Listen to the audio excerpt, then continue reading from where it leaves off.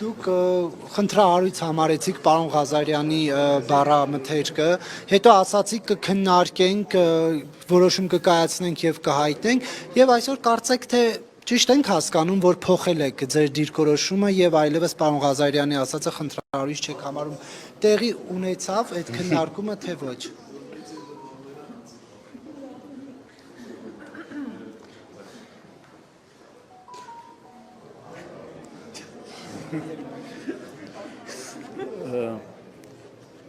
Խմբակցության նիստի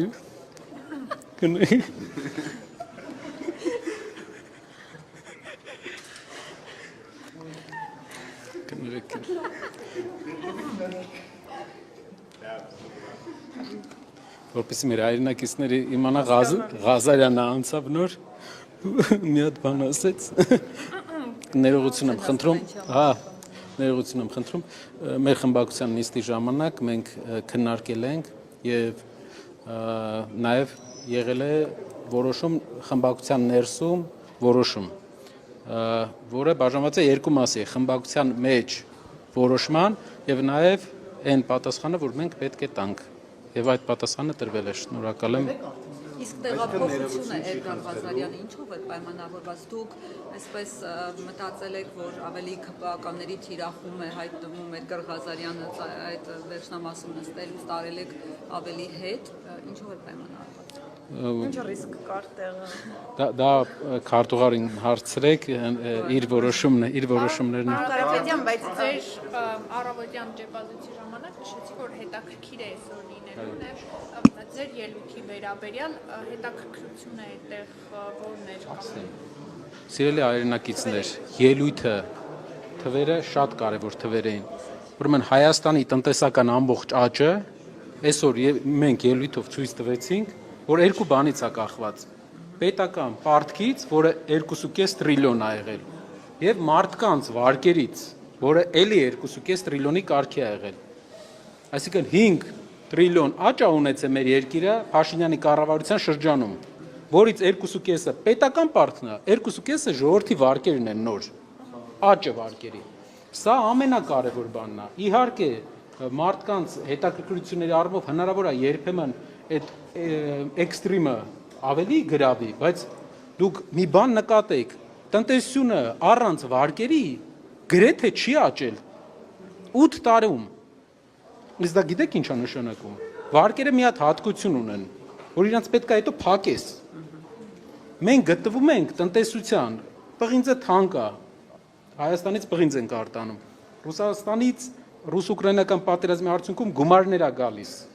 Դեռ լավ վիճակ է, քանի որ երկու լավ բան է տեղի ունեցել, կարելի է ասել։ Ու վատ հումանիտար առումով, տնտեսական առումով ռուս-ուկրաինական պատերազմի հարցը, տնտեսական էֆեկտը դրական է, հումանիտար առումով կատաստրոֆիկ, եւ երկրորդը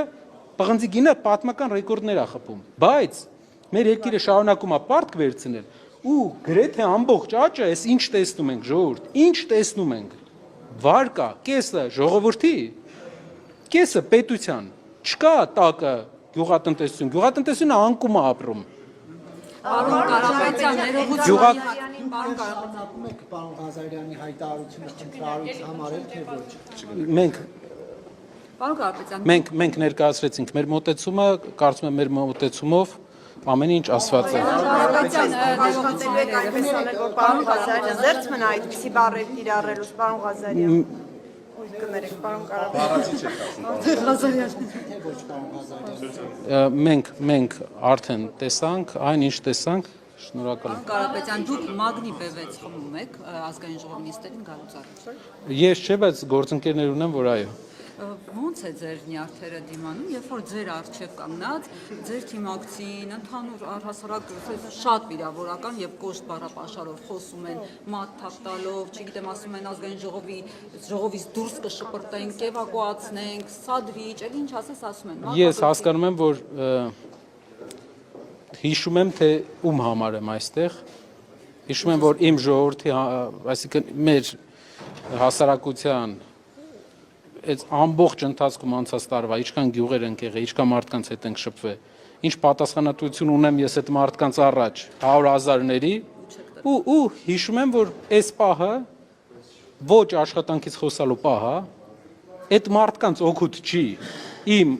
ժամանակը, որ իրանք ինձ գործուղել են այստեղ, ու հասկանում եմ, որ առաջնահերթությունը մարդկանց կյանքի վրա ազդեցությունն է,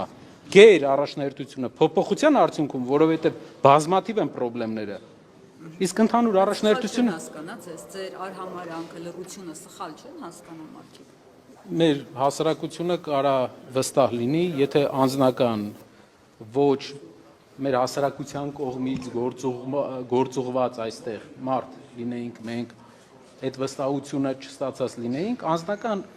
խնդիրները լուծելը չեմ կարծում, որ մարդ կկասկածի, որ շատ հեշտ կարող եմ խնդիրների տեղային լուծումներ տալ, դրական։ Պարոն Կարապետյան, Բայց կարծում եմ, որ առաջնայինա մեր մարդկանց կյանքի բարելավումը, հիշենք ինչի համար ենք մենք ստեղ եկել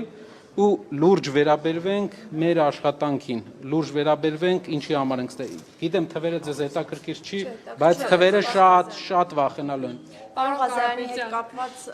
դուք որևէ մոտեցում կամ իր դիրքորոշումները, հայտարարությունները փոխելու կամ իրեն ինչ որ որդոր եղել է Արդեն նշեցի, կարծում եմ ինքը արդեն ինքը կներկայացնի, ինքը խնդրել է, որ այդ հարցով ինքը միայն ներկայացնի։ Պարոն Կարապետյան, իսկ եթե չընդունեն հանձնաժողովների ձեր առաջարկած տեխնացուներին, դուք ունեք պլան B, պլան G, ինչ գործողություններ եք անում։ Կորոշենք։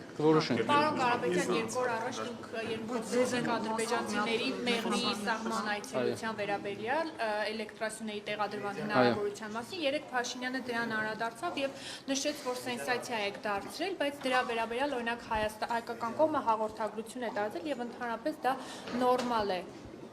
երկու երկրների համար, նաև նշեց Հայաստանի մասով, որ արևային կայաններ Առաջնային մենք ինֆորմացիան ստացանք ժողովրդից, ժողովուրդը ուժեղ Հայաստան կուսակցության անցած տարվա սեպտեմբերի